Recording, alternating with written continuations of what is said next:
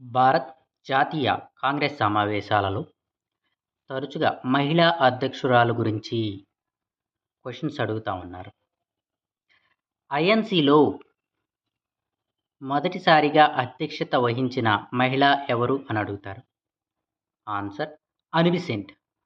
1917లో కలకత్తాలో అనిబిసెంట్ గారు ఐఎన్సీకి అధ్యక్షత వహించారు. నెక్స్ట్, ఐఎన్సీకి అధ్యక్షత వహించిన మొదటి భారతీయ మహిళ ఎవరు అని అడుగుతారు.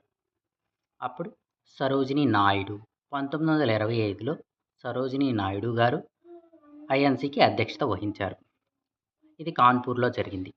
నెక్స్ట్, 1933లో నళిని సేన్ గుప్తా గారు అధ్యక్షత వహించారు. మొత్తం ఐఎన్సీకి 3 మహిళలు మాత్రమే అధ్యక్షత వహించారు. 1 Annie Besant, 2 Sarojini Naidu, 3 Nalini Sen Gupta. Thank you.